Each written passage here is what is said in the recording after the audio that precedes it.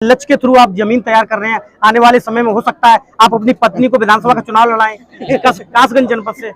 भाई जो ऐसा सवाल पूछ रहे हैं उनसे ही आप इसका उत्तर दें तो ज्यादा बेहतर है। जनपद मैनपुरी के सुल्तानगंज ब्लॉक के इमानपुर गांव में अमरपाल जी का प्रोग्राम लगा हुआ है।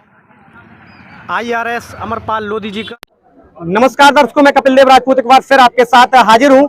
मेरे साथ अमरपाल लोधी जी हैं जो लक्ष्य संगठन के राष्ट्रीय संयोजक हैं। जनपद मैनपुरी के ब्लॉक सुल्तानगंज के ग्राम इमानपुर में श्री देवी विद्या इंटर कॉलेज में उनका प्रोग्राम लगा था। जानकारी लेंगे। अमरपाल जी, लक्ष्य का मेन उद्देश्य क्या है सीधे शब्दों में? बहुत बहुत धन्यवाद। जैसा कि आपने इस पूरे कार्यक्रम को कवर किया और यह पूरा कार्यक्रम शिक्षा के लिए समर्पित है।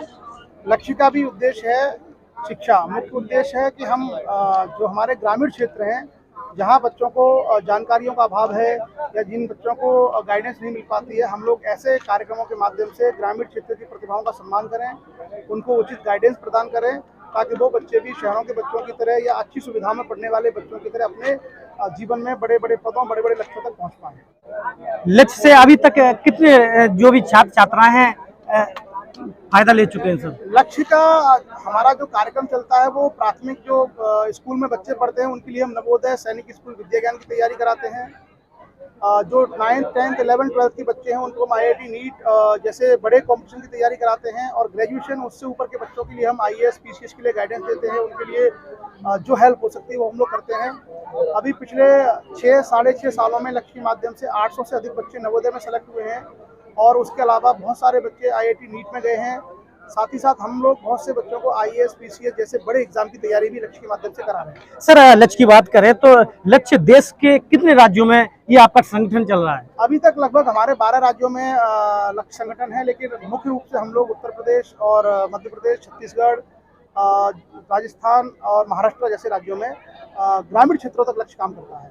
अच्छा सर, पिछला जो सत्र रहा लोकसभा का, राज्यसभा का, उसमें बिल पास हुआ साहब, पिछड़े वर्ग का कितना रहेगा और SC का कितना रहेगा, जनरल का कितना रहेगा, वो ग्रामीण क्षेत्र में लोग समझ ही नहीं पा रहे हैं कि साहब हम कहाँ पे खड़े हैं।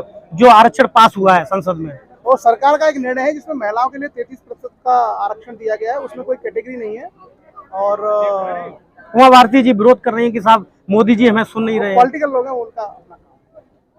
अच्छा सर, वैसे आमतौर पे बता दीजिए सर, बैकवर्ड में तो क्रीमी लेयर को बता रहे हैं कि साहब क्रीमी लेयर इसमें कैटेगराइज 3 जगह किया है, ऐसा कुछ है सर? नहीं 33% बैकवर्ड है, ऐसा कुछ भी नहीं।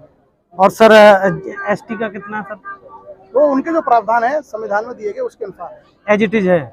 अच्छा सर, एक पर्सनल हो सकता है सवाल, कई बार ऐसा सुनने में आता है कि आने वाले समय में, अभी लक्ष्य के थ्रू आप जमीन तैयार कर रहे हैं, आने वाले समय में हो सकता है आप अपनी पत्नी को विधानसभा का चुनाव लड़ाएं कासगंज जनपद से।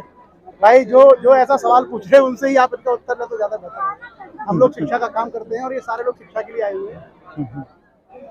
जाते जाते साहब क्या कहेंगे, लक्ष्य के थ्रू क्या मैसेज देना चाहेंगे युवाओं को? हम लोगों ने पूरे दिन में यही संदेश दिया है कि भाई बच्चों को पढ़ाइए और खास करके जो गांव में रहने वाले लोग हैं, जो गरीब लोग हैं, उनके पास शिक्षा के अलावा कोई दूसरा रास्ता नहीं आगे बढ़ने का। या जितने भी लोग प्रोफेसर थे, डॉक्टर थे, इंजीनियर थे, टीचर थे, जिन्होंने मंच से अपनी बातें कही, वो सब किसानों के बच्चे, गरीब घरों के बच्चे थे जो पढ़ करके इस पदों तक पहुंचे हैं। मेरा पूरे समाज के लिए ये संदेश है कि भाई आप अपने बच्चों को पढ़ाइए और अपने पैसे को फालतू अंधविश्वास, कर्मकांड, पाखंडों से बचा करके शिक्षा में लगाइए। आप शिक्षित हो जाएंगे, आपका बच्चा शिक्षित हो जाएगा, आपका परिवार, आपका समाज अपने आप बदल जाएगा। अमरपाल जी हमारे साथ थे जिन्होंने जानकारी दी लक्ष्य का क्या मेन उद्देश्य है। मेरे सहयोगी अनुज राजपूत के साथ कपिल देव राजपूत, ग्राउंड न्यूज मैनपुरी।